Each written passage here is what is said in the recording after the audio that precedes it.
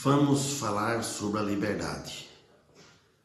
Isso está narrado na Epístola de Paulo aos Gálatas, capítulo 5, versículo 13. Porque vós, irmãos, fostes chamados para a liberdade. Não useis então da liberdade para dar ocasião para a carne, mas servi-vos uns aos outros pelo amor, porque toda lei se cumpre numa só palavra nesta: amarás o teu próximo como a ti mesmo. Então o apóstolo Paulo está dizendo aqui que nós fomos libertados da lei da escravidão do pecado, da lei das trevas, das garras de Satanás, para viver uma vida santa. Se nós somos chamados em Cristo Jesus para viver uma vida santa. É muito estranho um cristão viver uma vida ímpia, viver uma vida negligência, uma vida de pecado. Ele não está compreendendo que ele foi resgatado de lá do mundo para servir a Cristo, se é que chegou uma fé salvadora.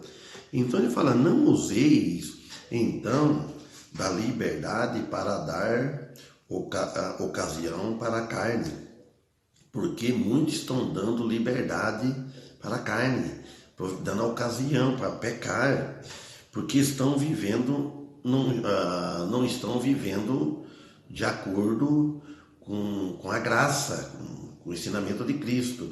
E se nós estamos vivendo debaixo da graça de Deus em Cristo Jesus, então nós vamos servir uns aos outros pelo amor. Servir a Deus por amor, não é por obrigação. É a preocupação constante do apóstolo Paulo aqui. Como ele usará da liberdade? Como eu vou usar da liberdade? Como viverá a sua vida nova, a vida em Cristo Jesus, que é nascido de novo? Ele fala: porque toda a lei se cumpre numa só palavra, nesta palavra: amarás ao teu próximo como a ti mesmo. Então, nisto aqui que nós vemos, pode se cumprir, e de fato será cumprida quando o crente faça assim de Cristo o objetivo da sua fé. Quando o crente coloca o alvo da sua vida, a sua intenção, o seu coração em Cristo Jesus, então aí, em consequência disso, o Espírito Santo proverá então o poder em nós, o Espírito Santo, o Espírito de Cristo, para fazer o que devemos fazer de bom, o que agrada a Deus. Então é por isso ele fala no versículo 15 aqui, ó: se vós, porém, vos mordeis e devorais uns aos outros, vede, não vos consumais também uns aos outros. Ele fala: se vós, porém, vos mordeis, se você começar a aborrecer uns aos outros, começar não consumais, não devorais uns aos outros. Nós não devemos devorar ou aborreçais o testemunho. Nós não devemos difamar uns aos outros. É pecado. E fala: se o cristão procura viver segundo a lei, aí ele vai ter uma vida sem graça, uma vida sem prazer, porque ele está se colocando debaixo da lei, por obrigação. Ele não vai ter prazer numa vida que agrada a Deus, nessa vida cristã, nessa nova caminhada que nós estamos seguindo, porque ele está se colocando debaixo de um jugo de escravidão, que faz com o cristão desanima, não sente prazer. Vede, não vos consumais também uns aos outros. Se o amor estiver ausente, diz-nos que Cristo está ausente, porque se o amor nosso para o próximo estar ausente, então porque o amor que eu tenho em Cristo, Cristo está ausente. Eu não estou pensando nele, estou pensando em mim. Então, agora, dentro de nós, cristãos, do crente, há briga, há disputas dentro de nós, sempre são a consequência da lei. A carne, a briga da carne e com o espírito. A carne quer fazer os desejos dela, da natureza velha, a natureza do homem, quer dizer, a natureza maligna, a natureza diabólica de Adão. E o Espírito quer fazer as coisas que agrada a Deus, quer servir a Deus. Agora ele vai falar sobre vitória, o versículo 16. Digo, porém, andai em espírito e não cumprireis a concupiscência da carne. Então, ele está dizendo aqui, em outras palavras, põe em ordem o seu comportamento, põe em ordem a sua vida. Se não tiver com a vida bem ordenada, bem santa, põe a sua vida um comportamento que agrada a Deus, o seu testemunho. Em espírito, fazemo-lo por meio de pôr a nossa fé exclusivamente em Cristo Jesus, que morreu por nós, que sofreu a pena máxima que possa existir em todo o mundo, universo. É o pecado. E Cristo sofreu essa pena de morte. Cristo foi castigado na cruz. Cristo foi esmagado na cruz. Cristo foi o nosso substituto. Foi o meu, foi o seu, de toda a humanidade. Então, por isso que devemos olhar para a cruz. Cruz é símbolo de sofrimento.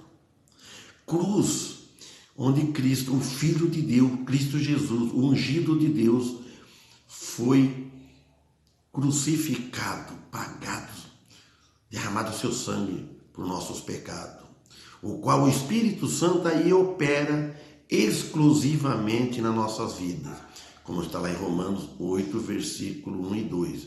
Portanto, agora, olha bem a palavra que Paulo disse lá em Romanos, capítulo 8. Portanto, agora, nenhuma condenação há para os que estão em Cristo Jesus, que não anda segundo a carne, mas segundo o Espírito. Se ele dizer que não há condenação nele, que ele está salvo, mas ele anda, ele vive, pratica segundo a carne, então há condenação, ele está equivocado. Aqui então, e não, aí você cumprindo isso, ele fala aqui, e não cumprireis a concupiscência da carne. Então prova que a existência da natureza pecaminosa no crente e a natureza divina. Então quer dizer que nós somos salvos não por orgulho, não por arrogância, porque ele disse, quem crê nele tem a vida eterna. Várias passagens bíblicas. Jesus disse, os apóstolos disse, todos, a Bíblia, o Espírito Santo, que ele é o autor da Bíblia. Então, a velha natureza, a natureza pecaminosa, ela mora ainda no crente. Sabe quando que nós vamos ficar livres dessa velha natureza? Quando nós deixarmos este corpo. Quando o espírito sair, quando nós morrermos, aí não vamos pecar mais. Aí o corpo vai ficar dormindo na tumba, onde foi colocado. Mas o espírito não dorme, a alma ela está viva, acordada, ela está nos céus, com Jesus. E o corpo esperando a ressurreição, a segunda vinda de Cristo. Então declara aqui a consciência dos desejos pervertidos que estão na natureza pecaminosa. A única maneira de não satisfazer a cobiça da carne é colocar nossa fé exclusivamente em Cristo Jesus como Salvador e como Senhor. Por quê? Muitos querem Cristo como Salvador, ninguém quer ir para o inferno. As pessoas querem como Salvador, mas não quer como Senhor. Não quer o senhorio de Cristo. Ele ser o dono. Então, aqui nós vemos no versículo 17, porque a carne cobiça contra o espírito, e o espírito contra a carne. Desejos de maldade. É o oposto do Espírito Santo, que mora em nós. Ele é o penhor. O Espírito Santo é a garantia que um dia vem buscar o corpo. Que o Espírito Santo habitando em nós é uma parcela adiantada que nós fomos comprados com o sangue de Cristo. É o Consolador que Jesus disse lá no Evangelho de João. Ele é o Consolador que consola, faz nós a lembrar as coisas. Então, e o Espírito contra a carne. O Espírito Santo só pode dominar a carne, quer dizer, quando deixarmos para ele agir. Às vezes nós agirmos primeiro. E estes opõem-se um ao outro. Versículo 17 ainda. Para que não façais o que quereis. Nunca se pode harmonizar estes dois. A nova natureza com a velha natureza. Tem que ser arremessada fora a velha natureza. Quando a velha natureza vem reinar, o velho homem tem que ser jogada fora, o qual é só o Espírito Santo pode fazer isso. Nós sozinhos não. Para que não façais o que quereis. Sem o Espírito Santo, que opera e sempre está operando no crente, não pode viver uma vida santa. Sem ele, não. Sem a ajuda do Espírito Santo, não. Tem que estar dentro da esfera do Espírito Santo, dentro do mundo celestial, o mundo sobrenatural. O pensamento nosso está além desse mundo. Olhar para cima, onde Cristo está. Versículo 18. Mas, se sois guiados pelo Espírito, não estáis debaixo da lei. Olha bem. Não pode seguir o Espírito Santo, os ensinamentos, deixar-se guiado pelo Espírito e para a lei ao mesmo tempo. Mas, infelizmente, é o que a maioria dos cristãos estão tentando fazer, ou chamados crentes. Com respeito à santificação, não pode, não deve ser guiado pelo Espírito Santo. Com respeito à santificação, não pode, não deve ser guiado pelo Espírito Santo quem exclusivamente está sendo guiado pela carne, da obra da lei. Ou vai ser procurar santificar pelo Espírito de Cristo, que é o Espírito Santo, ou vai querer santificar pelas obras da carne. Nunca vai conseguir. Versículo 19. Porque as obras da carne são manifestas, as quais são. Não, presta bem atenção, os irmãos. Não vai dar para deixar para amanhã também. Olha, note bem que no versículo 19 fala que as obras da carne chama de plural.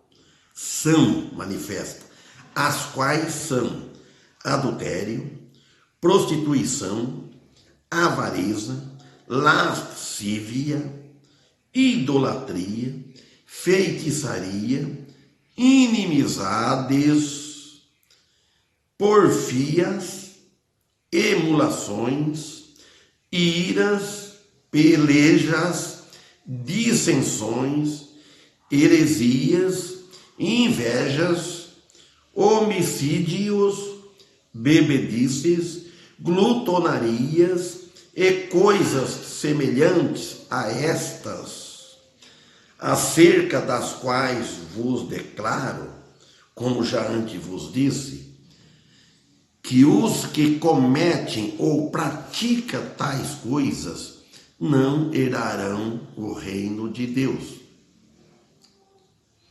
Note bem aqui, se alguém tentar viver, andar por meio da lei, de qualquer forma, as obras da carne são manifestas em suas vidas. Você note bem, as obras da carne, plural, e depois vou continuar outro dia, amanhã. E fala que o fruto do Espírito ele é singular. O fruto do Espírito não é frutos.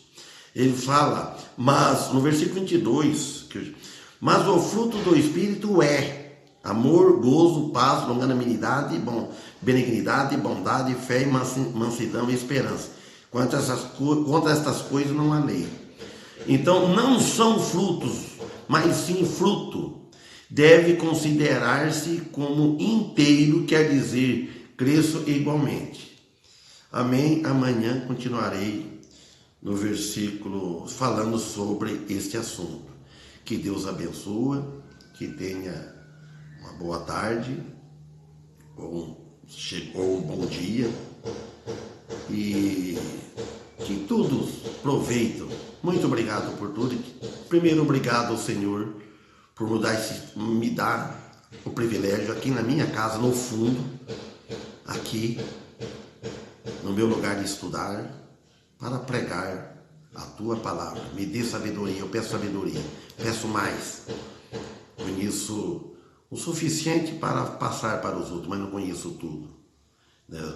Não sou um pastor, não sou muito tempo no pastorado, faz 7 anos e pouquinho. Não tenho leitura, como muitos têm estudado, tenho só o 4º ano primário, deixando claro isso. Erro talvez no português, procuro melhorar, falar claro para a pessoa entender. E peço que Deus nos abençoe esta igreja, amada Igreja Batista, que os irmãos agora estão cada um no seu local, estão trabalhando, e eu aqui em casa, e me reguardando, por caso desse problema, dessa enfermidade que está. E por ter mais de 60 anos, 65 anos, então tome cuidado. E que Deus, acima de tudo está Deus, Ele nos ajuda. Que Deus abençoe os irmãos enfermos que nós temos entre nós. E mais uma vez eu lembro no meu irmão que está em Bauru, necessitando só da mão de Deus, do poder de Deus, que dê sabedoria aos médicos, que ele sare daquela enfermidade. Então, essa é a minha oração, que estou orando para o meu irmão Mauro, e peço que todos orem em favor dele e da família e de todos, por Cristo Jesus. Amém.